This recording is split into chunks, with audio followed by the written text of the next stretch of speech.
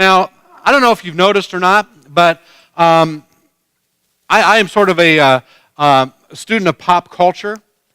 And if you look around at what's going on in popular culture now, you find out that superheroes now are bigger and more popular than they ever have been before.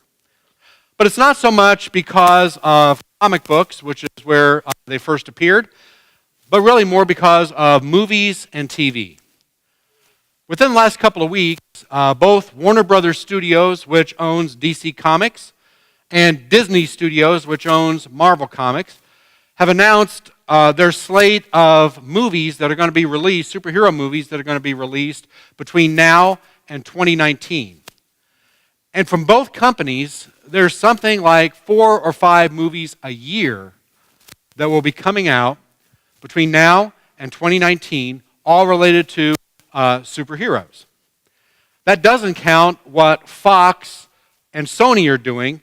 It really gets confusing, but Fox and Sony owns the rights to some of the Marvel characters that Marvel Studios doesn't own. It just gets confusing. But so they've got their own slate of superhero movies coming out as well from both Spider-Man and the X-Men that they own. And so there are currently also, it's not just what's on the movies, but also on TV. Right now, this season, there are 6 television shows on right now that either are related to, are based on comic books or on superheroes.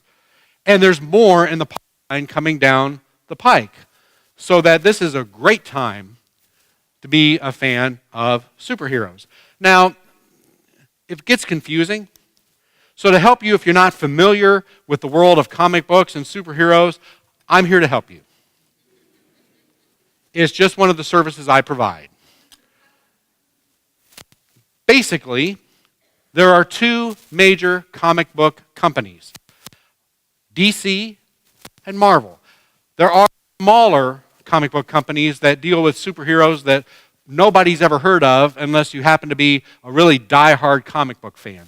So we won't really worry about those. We'll worry about the big boys and girls, DC Comics and Marvel Comics. DC Comics publishes Superman, Batman, Wonder Woman, Flash, Green Lantern, Green Arrow, Justice League, those kind of things. Marvel, on the other hand, publishes the Fantastic Four, Spider-Man, X-Men, Iron Man, Thor, Hulk, Captain America, the Avengers, and on like that. The way that each of the companies, DC Comics and Marvel Comics, approaches superheroes is very different. At least it was initially when they first started out. DC Comics tends to put all of their characters into fictional cities like Metropolis and Gotham City and Central City. Marvel Comics has always felt that they wanted to try to ground their characters in reality as much as possible. And so the majority of Marvel Comics takes place in New York City, which I've heard is a real city. Also, the approach that each company takes to the heroes are very different. DC Comics, the DC superheroes tend to be, they always say and do the right things. They're clean cut. They rarely, if ever, make any mistakes. All the men have the lantern jaws and always say and do always the right things. Marvel, on the other hand, takes a little different approach to their heroes, that all of them have some sort of flaw of one another in their characters, one kind or another. There's something that gives them kind of feet of clay. An example of that is, for instance, Peter Parker, who is Spider-Man. He was the first ever teenage superhero. Up until his time, teenagers could only be sidekicks, like Robin. And so, but he was the first superhero to ever be a teenager. And because of that, Peter Parker was kind of a geek. He's really shy. He doesn't get along with girls very well. He was bullied in school. And he never seems to have enough money. And he's always worried about his Aunt May, who the elderly aunt who raises him, that she seems like almost every issue she's got some kind of disease or another, or she's just right at the brink of death, and he's got to go out and get the medication for her. He either has to go and get the medication, or he has to go and fight the supervillain, and he has to decide which one he's going to do. He was the first character that ever made his true identity was just as interesting sometimes as what happens when he puts on the costume and go fights the bad guys. Another one, Tony Stark, who is Iron Man, has a piece of shrapnel in his heart. And that the chest plate that he wears as part of his Iron Man costume has a magnetic pole on it that is keeping the shrapnel from going into his heart. If that would ever fail, it would go and kill him instantly. Later on, as the character developed, we find out that Tony Stark is also an alcoholic. And in fact had to give up being Iron Man for a while because he was spending most of his time being drunk. And so he has his flaws. The X-Men are all mutants. And they are persecuted and people are afraid of them because they are so different from everybody else. And so they've always stood in for, as a metaphor, for anybody who is different for whatever reason than the norm. And they could look and be inspired by hearing about the mutants with X-Men and take courage in the fact that even though they're different, they can then be accepted. But more recently, DC Comics has taken a more realistic approach to their characters also. And now really both companies, it's really hard to tell them apart from that way because they both seem to have embraced this idea of making their characters just a little flawed. Because when people are so perfect all the time, they're hard to relate to. It seems that we want our heroes to be relatable. If that's the case, then yesterday's feast of All Saints' Day is really for us. Now we get a little messed up sometimes when we think about saints. We think of them as people in stained glass windows. And you kind of get those pictures or the statues of some of the saints, people that walk around with halos on their head. Now, I've met a lot of people over the years. I yet have seen one with a halo. And if they do, it'd probably be broken, or at least be kind of off to the side a little bit. And you notice in those pictures in the stained glass windows that their feet really don't touch the ground. And they've got these kind of beatific looks on their faces. They're always looking really holy in their faces. And always say and do the right things. And there's all sorts of stories surrounding the saints, some of which are true, some of which have kind of been folk tales that are made up around them. But whatever, when we think of that, we think of them as super holy. Now, if we think that, we really miss the point. Actually, you and I and all the followers of Jesus are all called to be saints. That's our goal. Our goal is not, as individuals, simply getting myself to go to heaven when I die. That isn't the goal of the Christian faith at all. Our goal is to be Christ-like, to be holy in this world, to become saints in this world. Paul's favorite expression for all the people who were in all the churches that he wrote to in the New Testament was saints. Holy ones is what that word means. And if you know anything about those churches in the New Testament, you find out that they had problems and fights and splits and arguments and issues going back and forth. And I know that's hard for us to relate to because that doesn't happen today in churches. But we do that.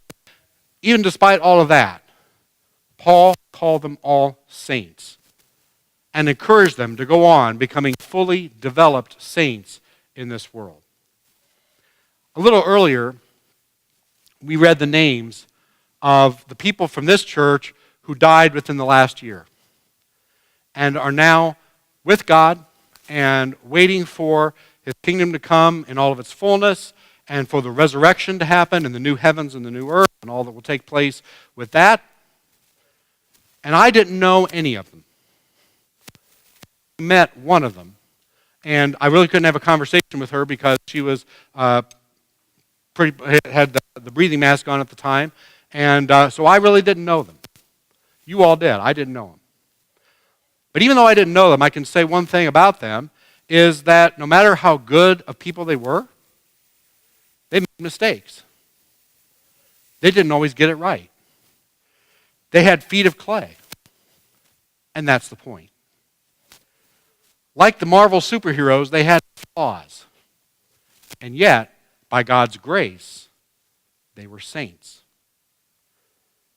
You and I have flaws. And yet, we are called to become saints, holy ones, mature disciples of Jesus Christ. That's what the word Christian means. The word Christian literally means little Christ. You and I are called to become people in whom Christ is seen to live again in this world as he lives his life in and through us. One of the biggest excuses I've heard across the years for people staying away from church is, I don't want to go to church because the place is full of what? Hypocrites. You must have met these people too.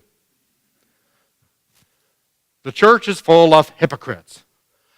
And whenever people say that to me, I want to stay away from church because the church is full of hypocrites, I want to say back, yes, and we always have room for one more. Because that's an excuse. The word hypocrite literally means, it comes from the Greek word for actor. What it is in the old Greek theater, before actors would wear makeup to take on different characters, they would have masks that they would hold in their hands. And when they became certain characters, they would hold the mask up to their face, and then they changed their character, depending on who they were playing and how many characters they were playing, they would change their masks to show that. That word is hypocrite.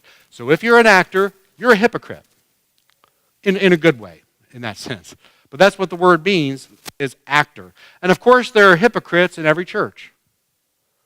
There are. There are hypocrites in every congregation that I've ever been in, every congregation I've ever been involved in. There are people who are hypocrites. But the good news is, not as many people as some people think. There is no hypocrisy at all in admitting that we don't live up to the standards that Jesus set for us. Because if you know those standards, if you look through the Gospels and see what the standards are that Jesus sets, he sets those standards pretty high. In fact, they're so high that we can't possibly do them on our own. If it isn't for the grace and the mercy of Jesus Christ and the power of the Holy Spirit, we are not going to live up to those standards. It's impossible. And there's no hypocrisy in admitting that. I miss the mark a lot. And I'm sure you do too. That's not hypocrisy. Hypocrisy is acting like somebody you're not. The religious leaders that Jesus talked about in today's gospel reading, those were hypocrites. They thought that they had it all together. They thought that they were so much better and so much holier than everybody else. And so they acted in ways that were opposite to what their religion teaches. And instead of admitting that they're sinners, they acted even more holy. But then their actions didn't back up their words. And if you think you've got it all together, and you're therefore outside, and then you act outside of the love and grace that God shows each and every person, then you're a hypocrite. If you're acting in one way and doing another way, and thinking that you've got it all together and that you're somehow holier than everybody else. And those are the people who are hurting the church. Those are the people that are keeping people away. I understand that. I understand when people say they don't want to be around some people like that, because I agree, and I've even said many times, quoting a bumper sticker that around says, "Lord, save me from some of your followers." I understand that. I understand the concept where people say, "I like Jesus, I'm just not too thrilled about his fan club sometimes." I understand that. I understand that Christians behaving badly are the greatest enemy that the church has. But far more people, in most of the churches I know, the majority of people are sinning saints and saintly sinners.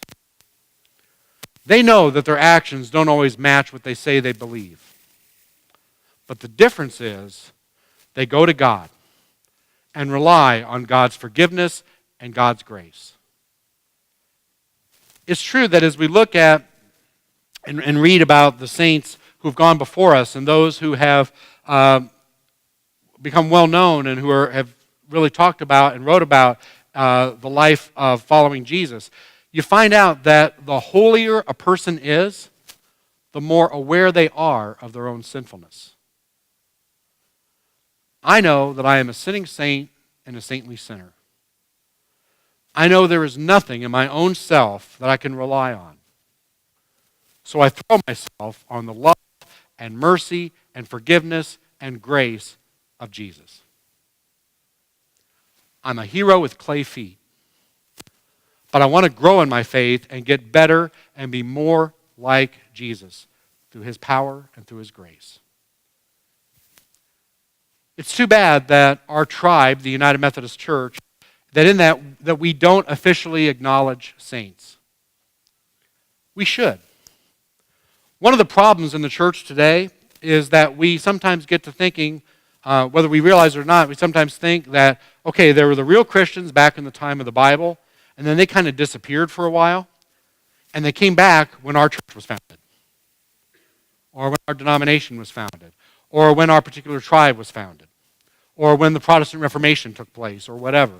And we kind of forget that there have been 2,000 years of people who came before us, who struggled to be faithful in the same way that we do, and who dealt with the same kind of issues that we deal with day in and day out.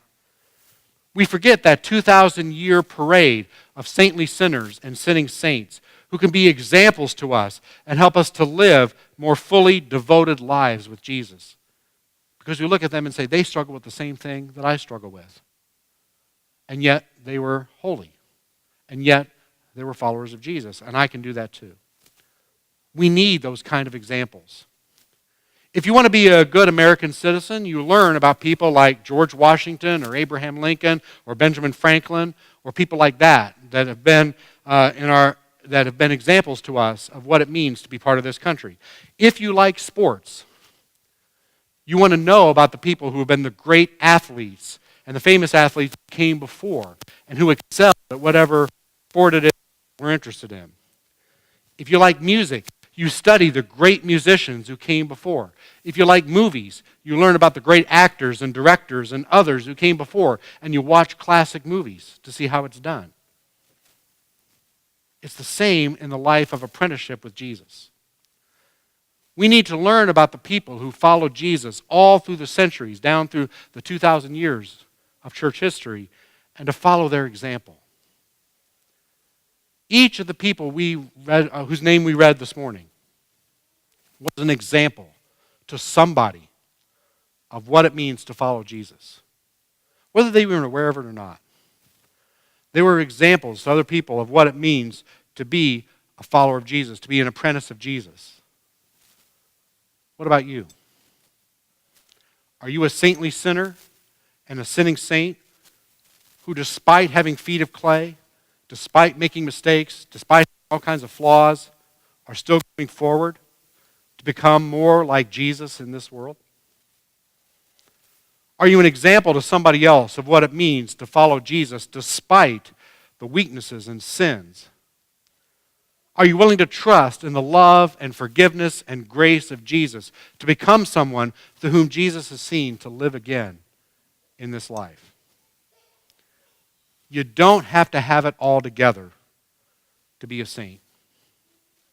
You just have to trust and cling to the only person in history who ever did have it all together. And we are not him. So we trust in him and cling to him that he will live his life in and through us.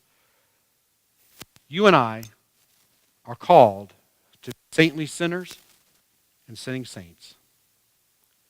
People who, despite all of our flaws, are trying anyway, are still trusting in God anyway, and who are allowing God to open up, as we open up to him in our own fallible way, to open up and let him live his life through us and to touch other people.